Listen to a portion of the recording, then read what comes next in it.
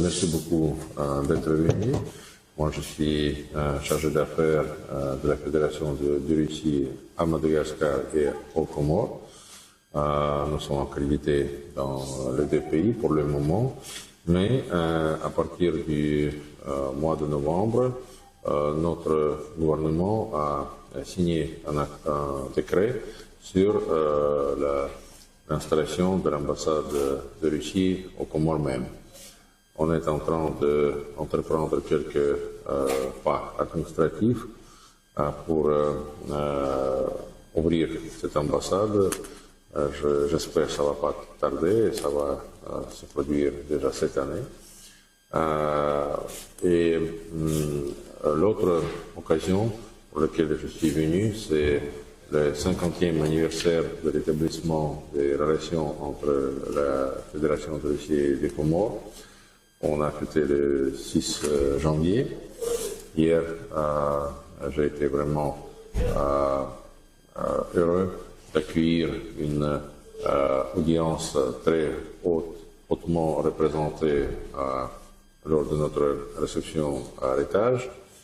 Il y avait environ 200 personnes qui sont venues et parmi eux, ce qui me réjouit beaucoup, c'était deux ministres, même trois ministres, le gouverneur de l'île, aussi plusieurs personnalités vraiment haut placées. Ça me fait honneur et ça me fait plaisir, et aussi à mon pays.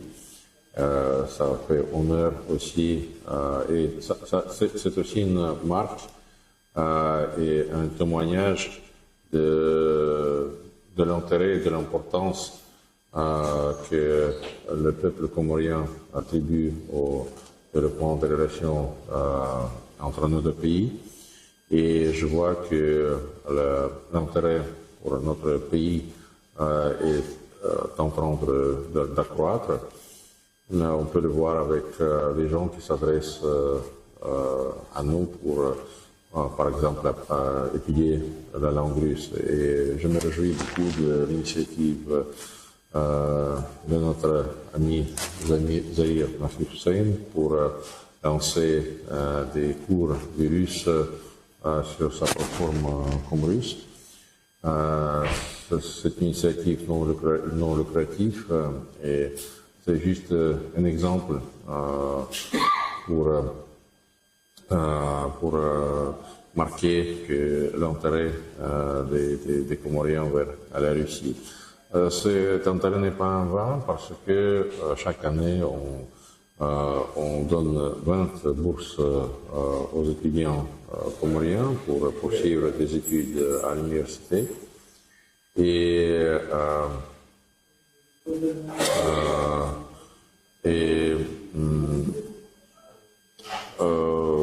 Les cours de russe vont aider à ces jeunes gens de mieux s'adapter les derniers temps aux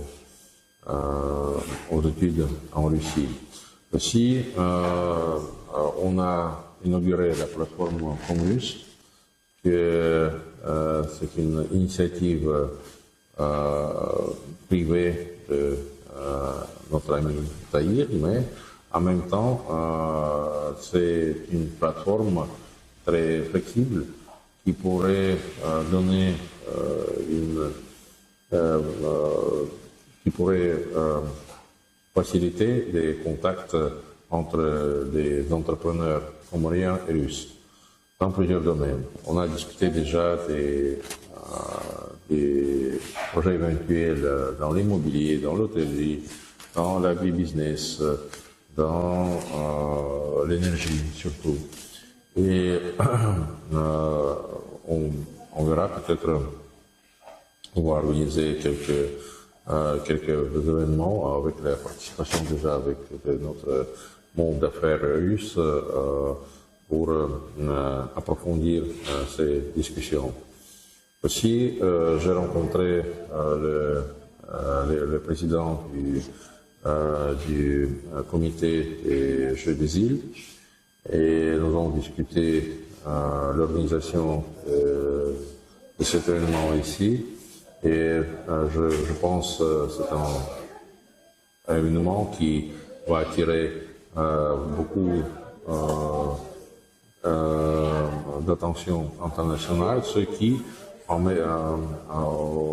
son tour, va relancer aussi le tourisme aux Comores. Vous avez un très beau pays. J'ai eu l'occasion de visiter quelques endroits qui ont vraiment un potentiel énorme pour l'hôtellerie et pour le tourisme, qui peut être utilisé par aussi des touristes russes. Et je pense que tout ce qu'on a discuté, on va continuer à discuter déjà avec mes collègues qui vont s'installer ici à l'ambassade, ce qui pourra encore davantage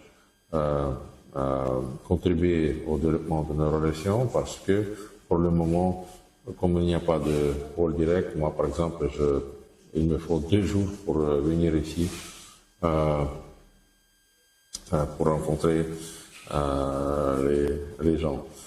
Voilà, donc c'est un peu le tour de tout ce que j'ai fait.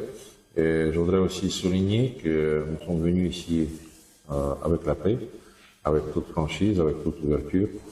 Et surtout, je suis obligé de le souligner parce que à la veille de l'arrivée de notre délégation, il y avait beaucoup de publications sur la soi-disant présence ou arrivée des militaires russes sur le territoire de Comores, ce qui est absolument faux. Même j'étais étonné de voir des photos générées par une intelligence artificielle de très très bas, de qualité très très bas, et même l'avion qui sont représentés sur cette photo, ça n'existe pas en nature, en fait, en réalité.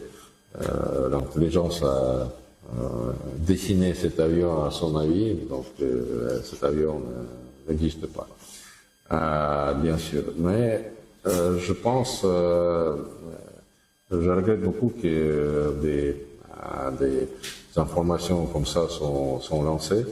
Ça contribue pas à la confiance entre deux peuples, mais je dois souligner que vraiment les militaires russes viennent là où ils sont invités, attendus, et là où leur présence est vraiment demandée et nécessaire.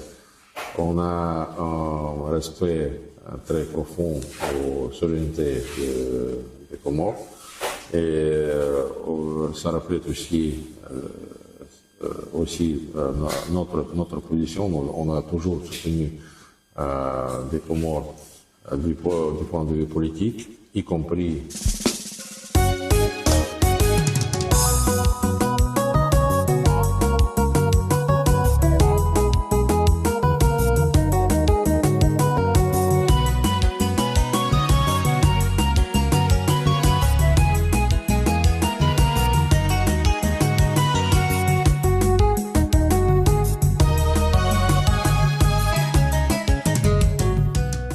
sur la question de Mayotte, la question territoriale de Mayotte, et on continue de garder cette position.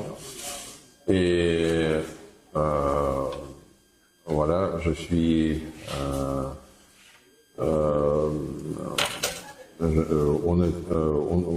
la Russie en général, elle est très favorable pour toutes les initiatives pour se débarrasser du joug colonial, pour lutter contre le néocolonialisme. Et voilà, il n'y a pas longtemps, l'année passée, la Russie a lancé une initiative organiser un jour de la lutte contre le néocolonialisme à l'ONU.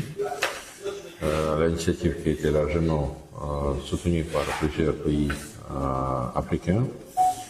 Et on continue à discuter et on continue à coopérer avec des pays africains sur plusieurs formats, dans plusieurs organisations. Bien sûr, à l'ONU, mais aussi aux autres plateformes et organisations.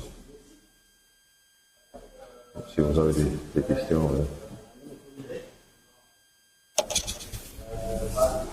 Donc, merci beaucoup, monsieur le chargé. Moi, j'ai deux questions. Je suis Yahya du quotidien de l'État à Ouattara. Ma première question est comment l'initiative d'ouvrir une ambassade russe aux Comores a été perçue au niveau du gouvernement. Parce qu'on sait qu'au niveau de la population, les gens sont impatients. Mais côté gouvernement, comment cette décision a été accueillie au niveau du gouvernement? C'est ma première question. Et ma seconde question concerne les Jeux des îles qui seront organisés prochainement aux Comores. On a vu que, par exemple, la Chine va contribuer énormément en termes d'infrastructures. Et comment la Russie compte intervenir et aider les Comores à organiser ces Jeux? Merci. Oui, pour la première question, je remercie le gouvernement de Comores pour nous donner leur accord sur l'ouverture de l'ambassade que nous avons reçu assez vite. Et je remercie les autorités comoriennes pour tout le soutien qu'ils nous donnent pour toutes les démarches administratives et pratiques pour l'ouverture de cette ambassade, de notre ambassade. Et aussi, je me réjouis aussi du dialogue qu'on entretient avec le gouvernement de Comores.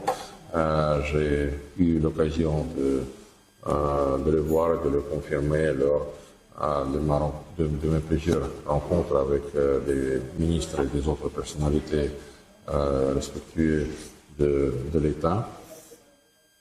Et je suis là pour aussi confirmer notre respect au gouvernement de Comores et à votre pays. Une deuxième question concernant les Jeux des îles. On a discuté, comme je viens déjà de le dire, j'ai déjà rencontré le président du comité d'organisation, aussi bien que le gouverneur de l'île des Grands Comores. Et on a discuté de l'aide éventuelle de la Fédération de Russie, et j'attends maintenant un peu plus de précision sur des projets, sur l'aide que ce comité compte recevoir de notre pays.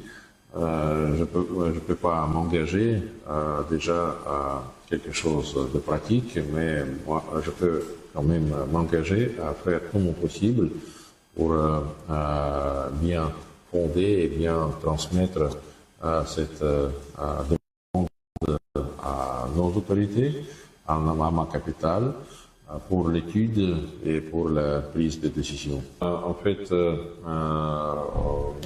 c'est vrai, notre ambassade a proposé la candidature de M. Zahir Nafis Hussein comme consul honoraire de la Fédération de Russie aux Comores.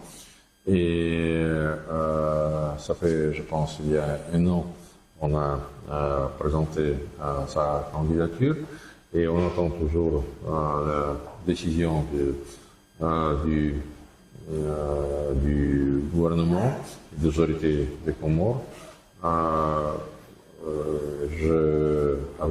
Nous sommes très patients avec tout notre respect aux souverainetés des Comores, mais quand même nous espérons pour une décision positive parce que, vu les efforts que M. Zahir a développés pour avancer les relations entre nos deux pays, y compris l'ouverture de la plateforme Comrusse, c'est quelque chose déjà de pratique qui existe déjà.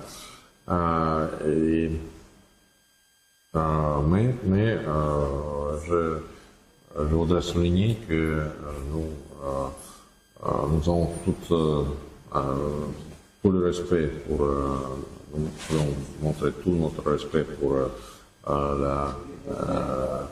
les autorités comoriennes parce que c'est à eux de prendre la décision finale et on attend toujours. Pour le moment, nous n'avons pas d'autres candidatures et donc nous espérons patiemment cette décision.